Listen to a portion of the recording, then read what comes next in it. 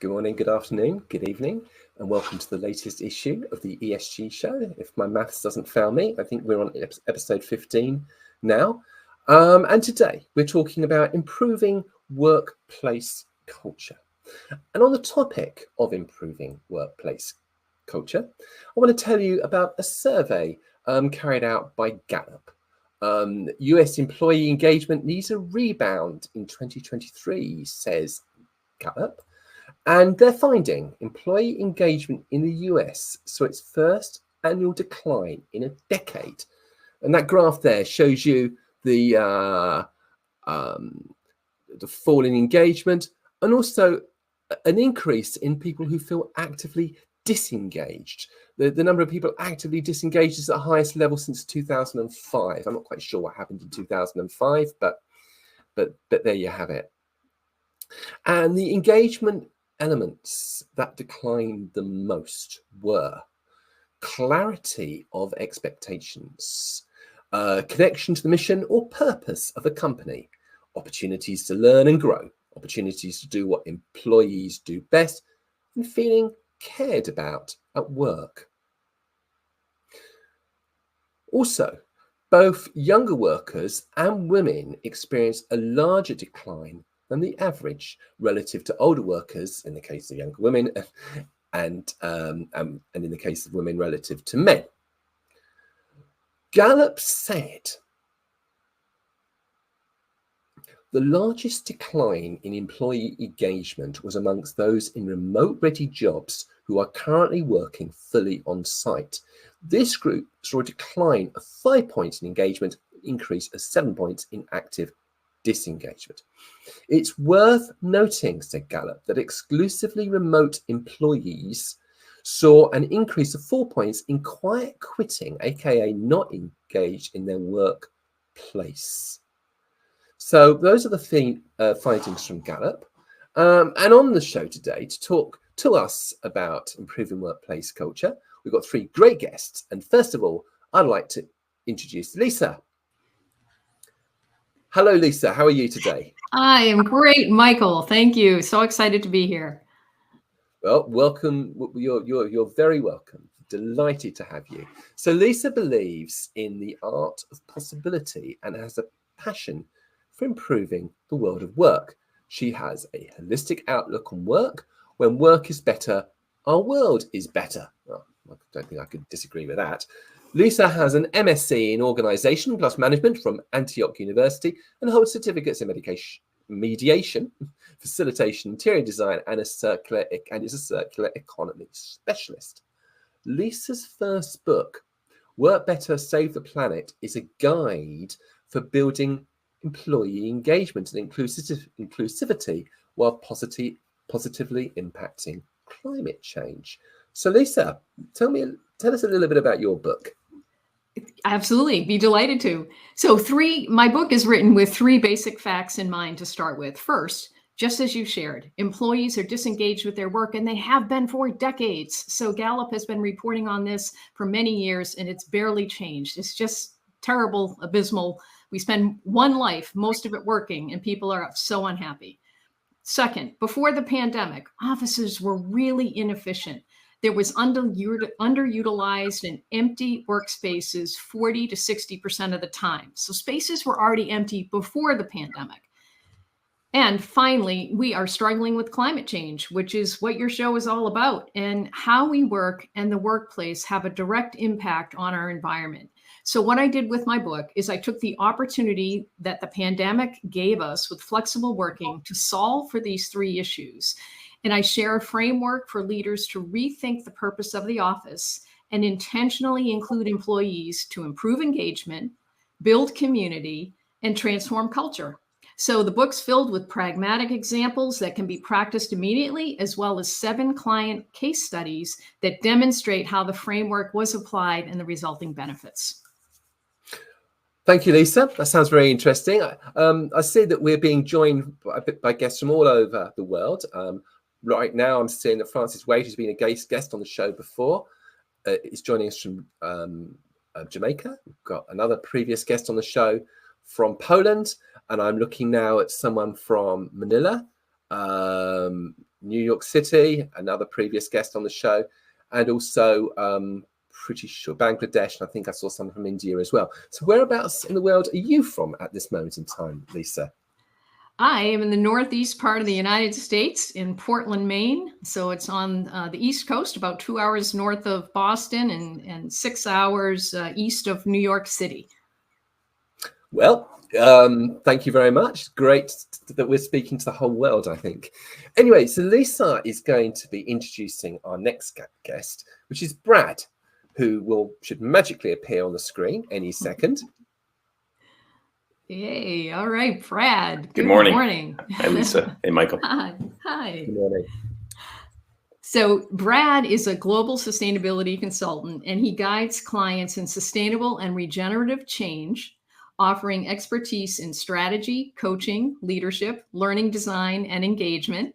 And through his company, Seed Strategies, he transforms sustainability strategies into reality by cultivating leaders and teams for personal and organizational success. And Brad created and teaches an 8-week live virtual course called Regenerative Change Navigation to give change makers the tools to transition their organizations to a sustainable and regenerative future. I love that. I am so excited about this course, Brad. Can you tell us a little bit more about it? Yeah, thanks so much, Lisa. It's great to see you. The course has gone exceedingly well. My partner and I, a woman named Cynthia Scott, who's also a sustainability practitioner and consultant and has years of experience in change management. She and I attended this year-long journey with the Regenerative Leadership Academy with Laura Storm, who's the co-author of Regenerative Leadership. And we found at the end, it was quite a transformational experience for us, but we were left with the question of kind of, what do we do with all this? So we created this course. It's met once per week for 8 weeks for 90 minutes. And basically we did it with the intention of helping change leaders who are increasingly burnt out and frustrated in this increasingly VUCA world, wondering how their efforts are actually helping change, both at the workplace and in the communities.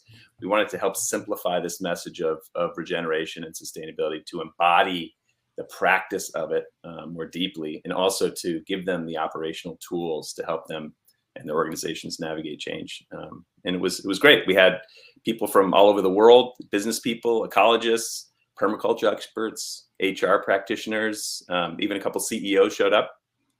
And nice. Yeah, great. Oh man, I've got to just say, Brad and I happen to be in the same part of the world, and we met through his exciting work. And I've learned so much from you, Brad, about regeneration, regenerative thinking. You constantly add new words to my vocabulary through your work. So I'm just so happy that we're able to have this conversation today. Thanks, Lisa. It's great to be here. And I think Michael's going to introduce Joan now. Hi there, I'm back, and joining me now is Joan. Hello, Joan. How are you? Hi, Michael. I'm great. Thanks for having me. It's good to be here today. It's our pleasure. Joan Parsons now, I'm hoping I'm going to say this correctly. Cieti, is that correct? If I pronounce that correctly? Correct. Thank you. How about that? Left her 30-year practice at a national law firm to launch Winslow Workplace Advisors, where she now helps firms foster connection, increase engagement, and advance professional development, anchoring her work in ESG and expanding the ESG discussion to include more and more stakeholders. Joan provides other unique opportunities and advice for influencing what she refers to as the other climate change, which we're going to talk about in just a second. Joan has been recognized by Massachusetts Lawyers Weekly as one of the top women in law. She also received CREW, if I pronounce, is that correctly? Is that how you say it? CREW, Boston's Leadership Award for her work in advanced women in the greater Boston real estate community. So Joan, so we're talking about workplace culture today, and you also talk about workplace climate. Can you give us your perspective on these concepts? What are the interchangeable terms? What is workplace climate? Sure. So climate and culture are related, but they're not the same. let's take culture first. So culture is shared norms based on underlying core values. It's macro. This is how we do things here. And it's developed over a long period of time. It also takes a long time to change. Workplace climate, on the other hand, is the vibe. It's the energy. It's what does it feel like to work on this team today? And it can feel like an army crawl through the mud, or it can feel like a walk in the park. And we sense climate right away when we read the room or we read the screen. We log onto a Zoom and we do a vibe check. We might not even think about it, but that's what we do. We notice. Do people seem rushed? Do they seem annoyed? Do they seem distracted? Or are they focused and ready to go and ready to dig into the work? Whatever the vibe is, it's contagious, and it is very powerful because it influences things like whether we feel comfortable speaking up in a meeting. So that's culture versus climate. And when we think about climate change in the context of ESG, we often jump right to the E. We think environment, we think extreme weather, and so forth. But it's important to also remember the other climate change, this workplace climate that we're talking about, that is under the S. And here's something really awesome about workplace climate change. Anyone can make it happen, and it can happen very quickly, unlike culture change. So our tone, our words, what we prioritize, all of these factors influence workplace climate. And the small changes we can make on a daily basis can really add up to move the needle, including on culture. Thank you very much for that, Joan. So I think that the climate amongst our speakers today is just right. And I'm certainly ready to dig in. I think we all are. And we're just going to take one news story today. And I think, Brad, it was you in particular who thought this was especially interesting. How the myth of human exceptionalism cut us off from nature. Okay, so what's all this about? Brad. Yeah, thanks. It's interesting. So Laura Storm, I just mentioned, her co-author Giles Hutchins is a nature emergent expert and regenerative leadership expert.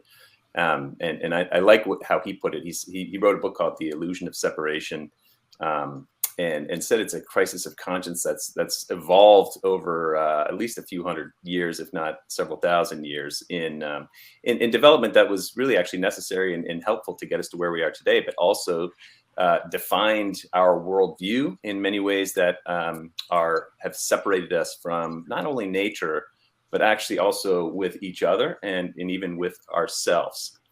And so today's crisis is not just a crisis of climate change and ecological disaster, as we keep reading in the news, but it's actually a crisis of connection. So we need to redefine ourselves as highly interdependent, highly interrelated human beings. It's a relational world. That's the new paradigm we need to create. New old paradigm. It's already happening in Indigenous communities and okay. All right. Thanks for that. So Lisa and Joan, are you feeling exceptional today, or do you? I mean, what are your thoughts about this? Well, the author of this essay that you just shared, she also wrote Braiding Sweetgrass, and definitely comes from Indigenous community and philosophy. And what is so awesome about her perspective and what Brad was just talking about is what she's talking about is that humans, we put ourselves at the top of the pyramid. And the fact is we're all related beings. We're all interwoven beings. So to think that I am more than a beast out in the woods so that I may, it's a cycle of life. We rely on so many others to have water and air to breathe. So what I think is so timely about her essay is she talks about the need for connectedness. And that's what Joan also was talking about with the loneliness epidemic, the US Surgeon General, which I know we're going to talk about as well. man, we are starving for connection, and we need people to people connection, but we also need people to nature connection. Yeah, I would echo that in terms of the connectivity and the need to be connected. What really resonated with me was thinking of that, the connectivity concept in terms of the work that I do with law firms, helping them rethink and update their mentor programs, thinking about mentoring as connection and an ecosystem where we're all connected, not necessarily, a senior person mentoring a junior person, but a mentor ecosystem of, complete connection where we all learn from each other. So the concept of connection definitely resonates with me. Yeah. We're fascinating. Sorry. Well, I was just going to say, we're social human beings, and we've created this reality around us. The infrastructure we've created, Lisa's world of infrastructure, has now shaped the way that we think as well, in our economy and our finance. And this idea of sort of waking up in the morning and saying, what can I accomplish today? How am I going to climb the ladder? How am I going to improve my life? It is creating loneliness by default. And what we need to do is start to think about ourselves as we said, relational human beings, as social human beings, and at work start to pay attention to how we are treating each other, how we are showing up, how we are looking deeply within ourselves and saying, how can I be a better human being, a more conscious leader at the end of the day, which will help solve that loneliness issue. Yeah, I think that it kind of defines who we are as a species, doesn't it? We are a social species.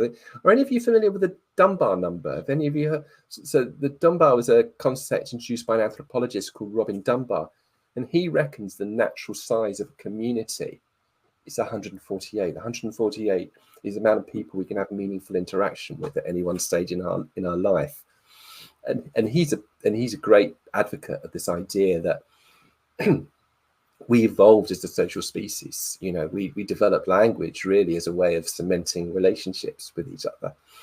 And maybe we lost sight of that in recent years. I don't know. Because it also ties into remote working as well, which we'll be talking about shortly. Okay, so I'm going to be having a chat with Joan for a few minutes. And I don't want our listeners at home to get too upset, but it turns out that lawyers are a very lonely bunch of people. So, let's all shed a few tears for some lawyers at this point. So, Joan, what's this about? The ESG and lawyer loneliness. What are you coming at here? Well, I'd like to start out by pointing out that it's not all gloom and doom and loneliness in the practice of law. There are many things about the practice of law that are positive and rewarding. So, I wouldn't have stayed with the practice for 30 years if that wasn't the case. But that said, we all face challenges in today's workplace. It's not something unique to lawyers. But when it comes to loneliness, lawyers are, according to research, really at the top of the list.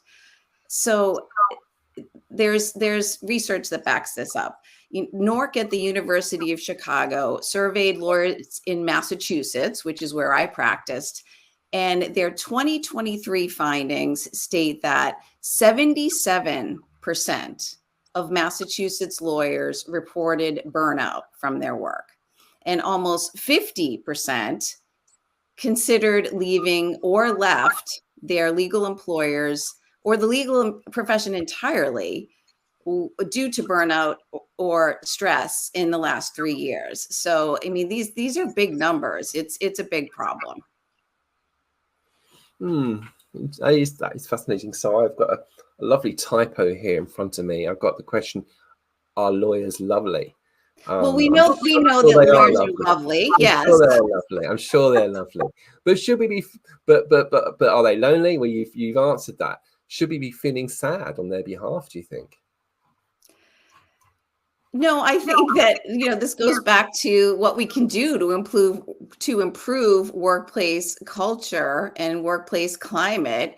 And that's what we're here to talk about today. So I don't think we'll shed a tear. I think we'll just dig in and start helping.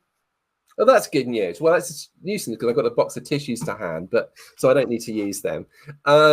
What about what is it about working in law, do you think, that causes this? What is it about the practice of law that causes loneliness? Well, it's really, I think, the nature of the job and the fact that the job often becomes our identity, which is really the driver here. People come to lawyers for help. They come to us with high stakes challenges, and they are looking to us to provide solutions, often very quickly. And we feel pressure to do that work while appearing confident and calm the whole time, even if that's not our reality, because that's what people expect or want, or at least that's what we think they expect or want, both inside and outside our organization.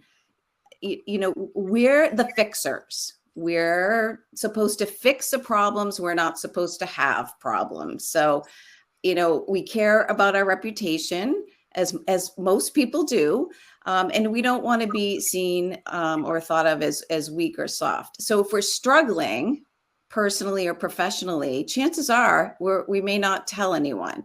And that's what can lead to isolation, feelings of loneliness, feelings of burnout, and so forth. So I think there's a lot about the nature of the job, and also that we take it on as our identity that is the driver here. Okay, now I know we're going to be touching upon this in a few minutes, but I don't know if you can give us a taster of what can we do about it. I think one of the most effective paths forward here is prioritizing ESG values and ESG learnings. So taking a look at our mentor programs, for example, and our professional development, looking at them through an ESG lens, and, particularly the S.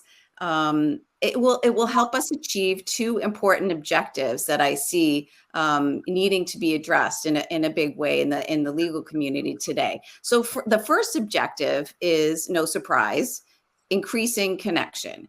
So we can do this by having a centralized mentoring and professional development infrastructure in place so that people are consistently, and not sporadically when we have time, but consistently having the opportunity to connect and learn with and from each other across practice groups, across offices, etc.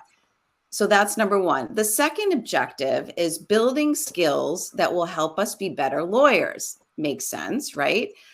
These are skills that are needed in the legal profession today. We can do this by making ESG one of the pillars of our mentoring and professional development initiatives. So regardless of our politics or our practice groups, all lawyers need to be able to spot to spot ESG issues and risks. It's what we hear about. It's what you're asking about. So elevating the ESG discussion and increasing ESG fluency will help us better serve our clients. Okay, thank you very much for that, Joan. Now, Joan will be back in a few minutes. But for now, that's me and Joan finished, and Lisa and Brad are going to be rejoining us, and they are going to have a chat for a few minutes about workplace culture. So, hello, Brad. Good to have you back. Hello, Lisa. And so we'll go now, and so we'll see you again in a few minutes. Great. Thanks so much. I just love what Joan said. And I just want to say that you could substitute employees for lawyers. I mean, what you just said, Joan, was exactly it. The social cohesion, that social connection, and the importance of focusing on it, and the training and upskilling for connectivity. You think, we think we're born with knowing how to connect, and we probably are, but along the way, we may have lost our way because of technology or other things getting in in the way. But social cohesion is one of the 6 factors of high performing teams. That's from the research of the Center for Evidence-Based Management and AWA. So I think that's so interesting, don't you, Brad? When you think about this connectivity that Joan was talking about, what are some ideas that you have used or seen work well for, regenerative connection, or however you want to phrase it? Yeah, that's great. I do want to comment too. I love that Joan talked about how we identify, with our work or our job, or sometimes we identify with the material things that we own.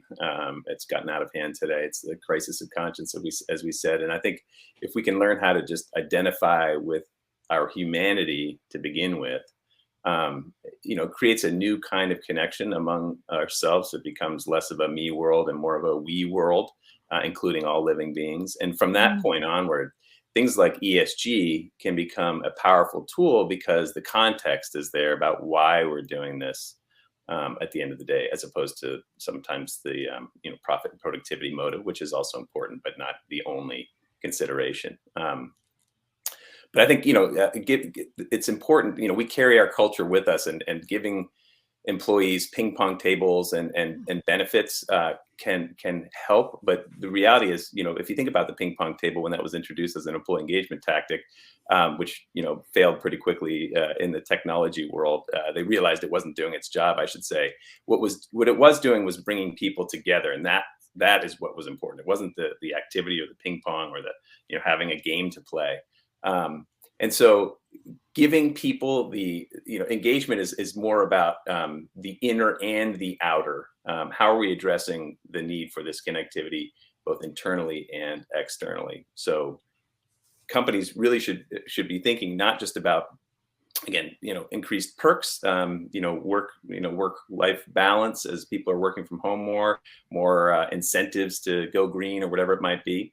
But also, what are the inner needs, the spiritual needs, the connectivity needs that these human beings need to feel alive and connected to the company and to the company's mission and purpose? Absolutely. And the thing with those ping pong tables, they also drove people crazy with the noise. People are like, the noise is one of the biggest complaints already. And, the thing is, you just said it, it's intentional connection. That's what I've said in the last 3 years. The second most often said phrase that I have said is be intentional. Bring your people together with intention. The first most often phrase I've said is you're on mute. But that intentional connection. So when I see headlines saying, got to be back in the office, we've got to build our culture, we got to connect our people, mandate return, that's not going to work. You can't just bring people back and say you need to be here. You've got to think with intention. Why would I go back? What is the reason? And then take technology as a way to support what Joan was just saying about mentorship. I mean, this idea, Dr. Gleb shares the idea of open video, like in the dark days of the pandemic when everybody was remote. You can still mentor somebody. Just leave your video open all day. Leave a channel to connect and talk as if you're in the same room. How about our managers being able to say, instead of how you doing, and you say fine, or if you do, that I say, oh, you're fine. Well, how are you really doing? This is that humanity piece that I think we think maybe, that's too touchy-feely, you're going too deep. Our humanity, our planet really demands that we start going deeper, don't you think? Yeah, 100%. And that's what I love about this whole sort of regenerative leadership and regenerative business movement, which, it's not separate from sustainability. What it really is it's taking what we're doing in sustainability to make the world better, but not stopping there. It's really about healing and rejuvenating and regenerating ourselves and our planet so that everybody can thrive. And there's so many different things that leaders can do, very simple, easy things, which we talk about in our course, they can operationalize in their meetings, as simple as starting meetings with, and we do this with all of our courses and meetings that have been running these days. Just start with 30 seconds of presencing and arriving and sitting there and closing your eyes and being here in the moment, be here now with your fellow peers. Mm. And like you said, taking time to actually ask people, how are they? We do that. We say just one word, tell me how you're feeling at the beginning and at the end of every meeting. And often if you have a productive, regenerative kind of meeting, you'll see that the words start with, I'm feeling frustrated, I'm tired, I'm burnt out, I'm anxious, to relaxed, focused, and inspired. And another thing is sincere, authentic gratitude. Say thank you authentically. Is a really powerful thing. It's a regenerative approach for people because it makes them feel good. It makes you feel good, offering that sincere gratitude, and the cycle can spin upward in terms of our consciousness and our presence and our ability to deal and cope with this VUCA world, instead of the other way around, having the world seize us and get us and grab us. God, I love that. I mean, just hearing you say those words, I could feel myself lift. That is just freaking awesome. It is. And I do want to say, we're talking about all these generations in the workplace, and there are people that came in a whole different way, especially attorneys, right? And they think, oh, well, you got to experience the mentoring the way I experienced it. Here's the reality. And I'll share this from actually Kevin Hancock's book, The Seventh Power, which I just finished.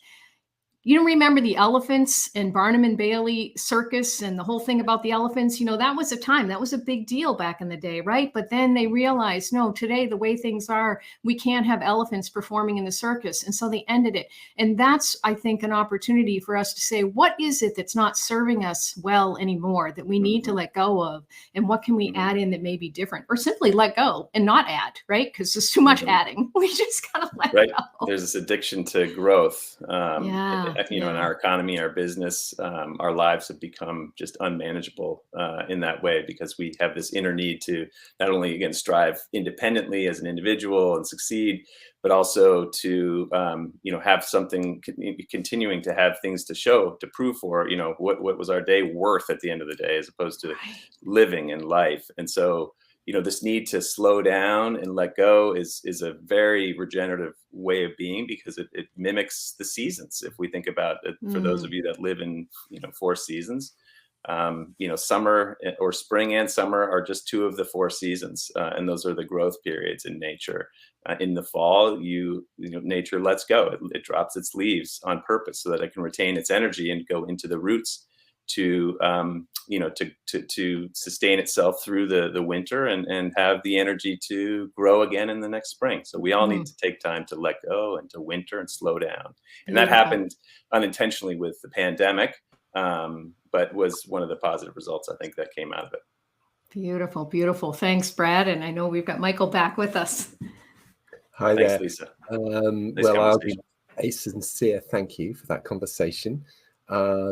So far, we've had one comment through from Simi Diskin, and it was relating to the news item we discussed earlier. Connection to nature first breeds. Oh, here we are. Connection to nature first breeds a more connected humanity. With the urgency of global warming, we owe this first. We hone this through the practice of considerate choosing for the planet first. Great panel. I won't read the stuff congratulating us. Thank you for that. Okay, thank you for that comment. I think we're going to move into our group conversation now. If you have any questions, we'll try to answer them during the course of the show. If we run out of time, we'll do a recorded session afterwards. So if you've got any questions, please fire away. But now we're going to be turning to our conversation with all of us.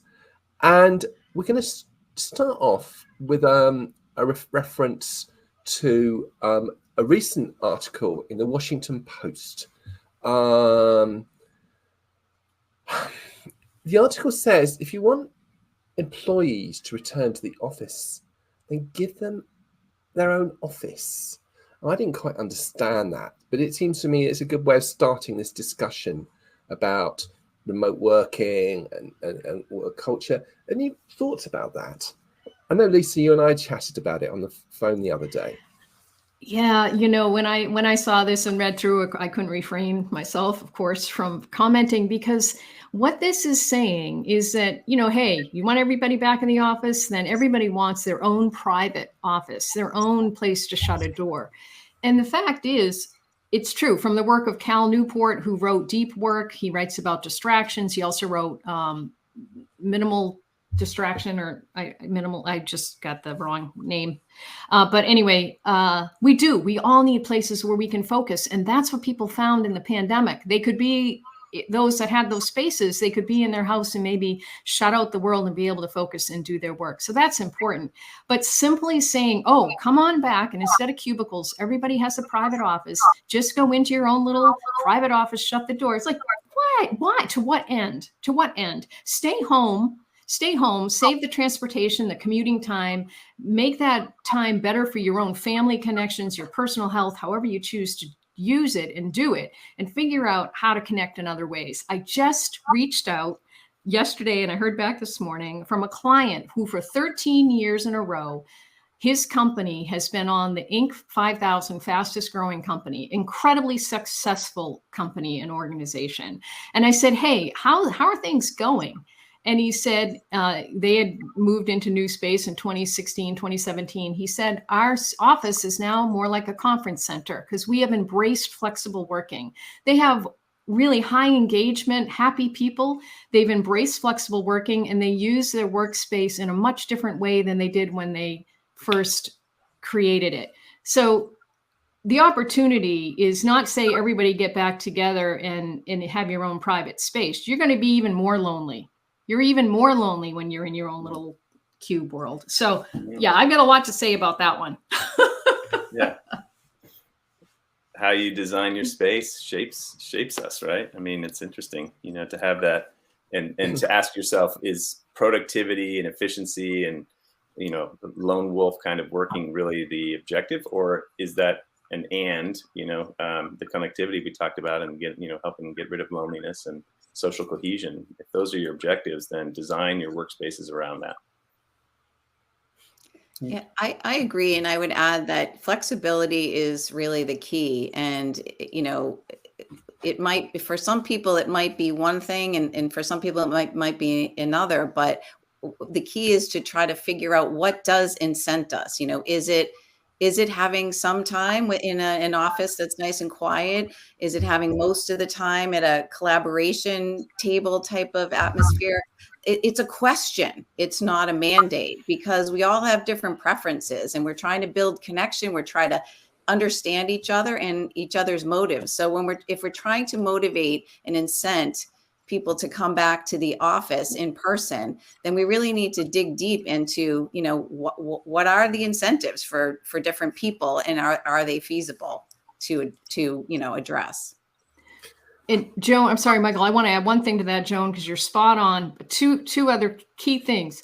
Remember that how many people were left out of working. So there's been gratefully much more attention on neurodiversity and designing to be neurodiverse inclusive, because many people struggled in the workplace because of invisible disabilities, on the spectrum, ADHD, all these other things.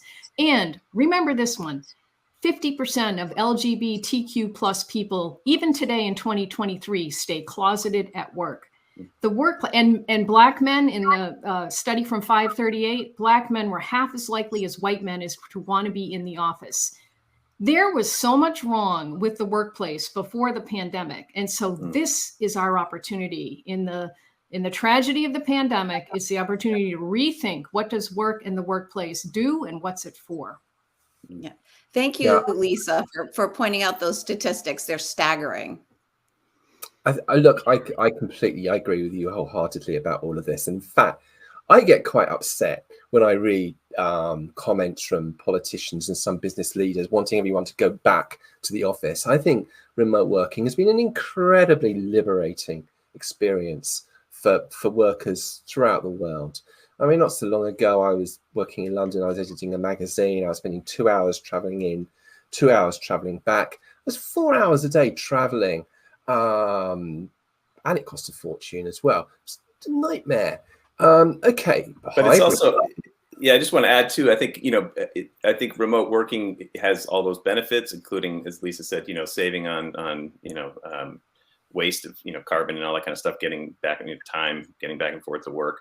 But be intentional about the way that you run your Zoom meetings. Then think about how you can do them differently, because it's not just you're getting together in an office as you were before, a boardroom, and having your meeting and trying to get your message out and ending quickly, as opposed to, let's take this time to connect. Let's take time, as I mentioned before, do a little presencing exercise, do some round, popcorn of, hey, how's everybody feeling, to check in with everybody. Take time to listen to each of the individuals. If someone's not speaking up, ask them if they'd like to speak. Sometimes people are quiet and they just don't have the opportunity in a Zoom situation. So change the way that you hold your meetings. Changing the way can be really effective.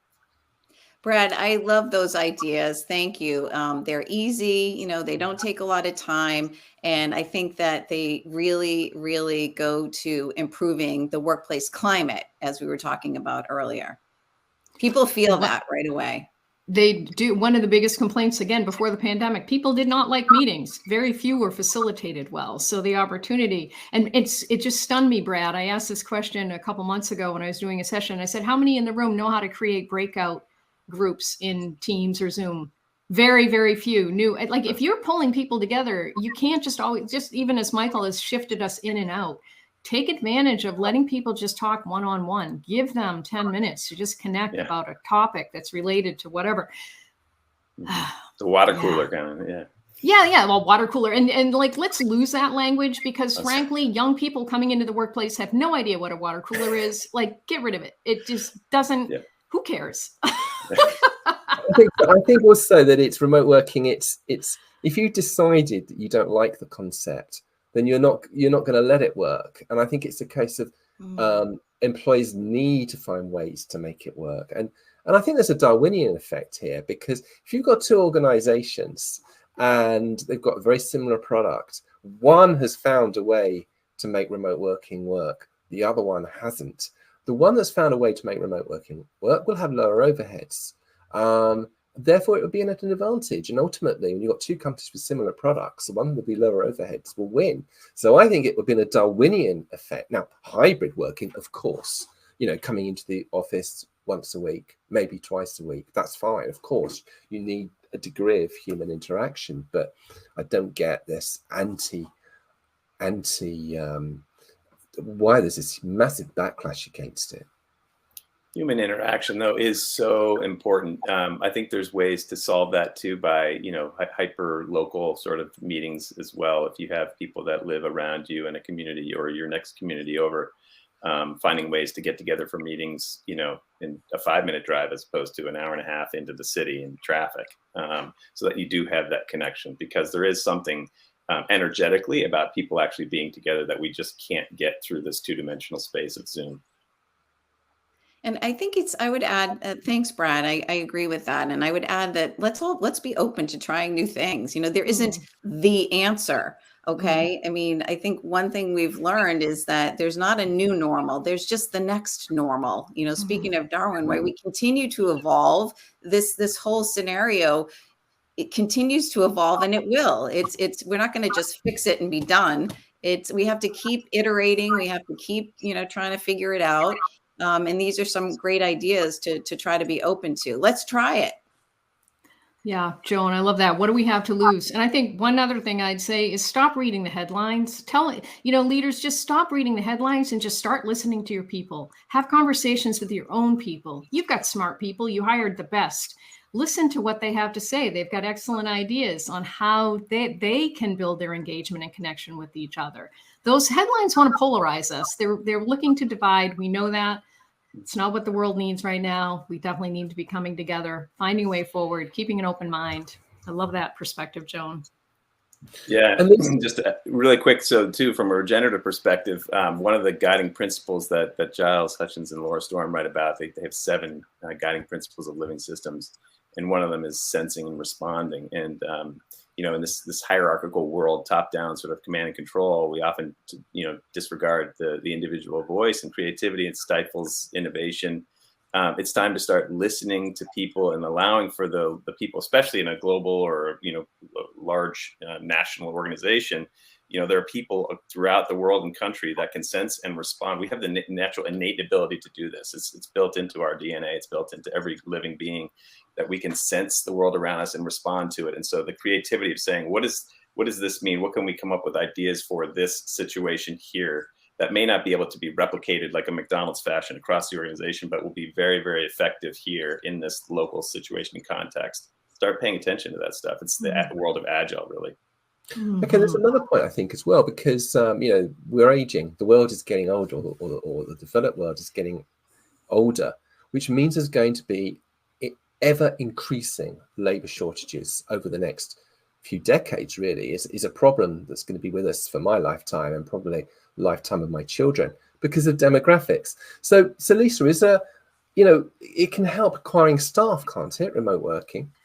Well, absolutely. And so another, I'm grateful to some local folks that have educated me so well about invisible disabilities. And I had mentioned that our own very rural state of Maine has a workforce shortage, as so many do. That workforce shortage could be solved if we employed the 72,000 work-ready people who are identified as disabled, one disability or another. The barriers to these folks being employed are not physical barriers. They're mental barriers of leadership and HR, thinking of what these people can and cannot do. We are born to contribute. Work is essential. It gives us value, purpose, ego, all the things Joan said. This is really important. To think that we're denying 72,000 people the opportunity to work because we think that they don't fit the mold of what workers should look like, that's just, I don't know, man. I can't swear on your show, but I would. And so here, this is what remote work is given, the opportunity for people that maybe are struggling with different abilities or disabilities to be able to contribute. And that's where I think employers have a real opportunity to lean in and consider what a worker looks like. And it's not what it always has looked like.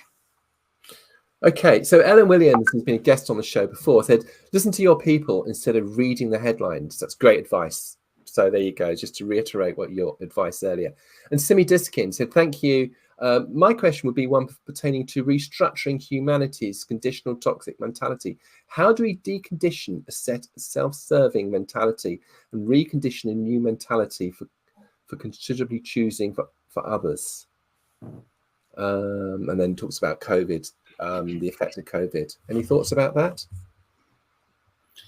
I'll just say quickly, I think, it's time for us to start using all of our capabilities. As Lisa said, we define people oftentimes by how they think and their logical capabilities, but not necessarily their ability to their other intelligences, our heart and our gut, our spirit. These are all really important intelligences that we've sort of neglected over the last several hundred years in many cases. And so starting to pay attention to things like our heart and heart-led conversations. I think that's the basis, the grounding for starting to change that toxic culture. Okay, so we're running a little bit short of time, so I'm going to ask you some quick-fire questions, and I'm just going to ask you to answer super fast. Brad, what about HR? Or what are they going to do all about this? Are they going to do twiddling their thumbs, or can they do a little bit more than that, do you think?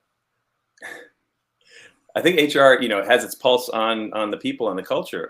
Ultimately, in many cases, HR functions have been sort of relegated to, to sort of employee retention and conflict and things like that. But the reality is, work closely with your HR department to better understand the company's purpose and how you want to shape the culture, and also with change makers throughout the organization, including sustainability and ESG. And looking to that future that you want to create, and the two of them working together closely can accomplish a lot, and that's not done enough, I think. Okay, so when Lisa and Brad were chatting earlier, you don't know this because I was offline, but I was in floods of tears thinking about lonely lawyers. I went through an entire box of tissues. Joan, what about lawyers and this kind of remote working and improving culture? Well, what are you got any additional thoughts about that? Well, I hope there are lots of lawyers listening today, because I think that our discussion has been very fruitful, and we've come up with some good ideas for people to think about. But we can joke, but of course it is no laughing matter. I mean, the loneliness epidemic, as it's been called, at least by the U.S. Surgeon General, is a major public health crisis. I mean, there's no doubt about it. So all the things we're talking about today to build connectivity and improve culture and climate are so important. Okay. In fact, the US Surgeon General said that loneliness at work is like smoking 15 cigarettes a day. It always astonished me. People that puts it in very real terms. Yeah. People accuse ESG of being woke, but what's woke about not wanting people to experience the equivalent of smoking 15 cigarettes a day? That doesn't strike me as woke. It just strikes me as common sense. So look, we're near the end. I'm going to give you all 30 seconds to give me your core thoughts. So I don't know, Brad, do you want to kick off? I'm just filled with gratitude. I appreciate being here and sitting here with Lisa and Joan, both inspired by you. And thanks, Michael, for the work that you're doing to raise consciousness and awareness among the ESG community. So thanks. Well, thank you, Brad, and I'm very grateful for you to appear here today as well. What about you, Joan? Any final comments? Yes, I too very much appreciate being part of this discussion today. It really is all very near and dear to my heart. And I thank you, Brad, Lisa, and Michael very much. And I will just close by saying what we prioritize in practice becomes our norm. And today's discussion gives us lots of great ideas about improving, climate, culture, and engagement. And if we prioritize and practice some of the ideas that we've heard about today, then I think we'll see small changes add up to big impact. And Lisa. Amen, sister, Joan. I love that. And so what I would say is, and this is research when I was writing my book, we're all that are here are courageous leaders. Everybody in there. Oh, if you believe you're a leader, you are a leader. Dig into that courage, speak up. And to Simi's question, how do we make this happen? It is with intention. And the stat that I learned is that we are thinking we might need a simple majority of 51% in order to shift things. Here's the good news. With social change, we only need 25%. We get 25% of us working to make the change we want to see happen. We can make that happen. And so that I just say to everybody listening and anybody else that we can connect with, be that courageous leader. Our planet demands it. Our humanity demands it. And God knows I don't want anybody being lonely, especially my attorney. Thank you very much for that wise advice, Lisa. And thank you everybody for joining us today. See you all next week when we'll be talking about ESG, the supply chain and human rights. But thank you, Brad, Lisa, and Joan. Thank you very, very much indeed. I hope you do not have a lonely afternoon, and see you all next week. Thanks. Pleasure. Thanks, Michael. Thanks, Michael.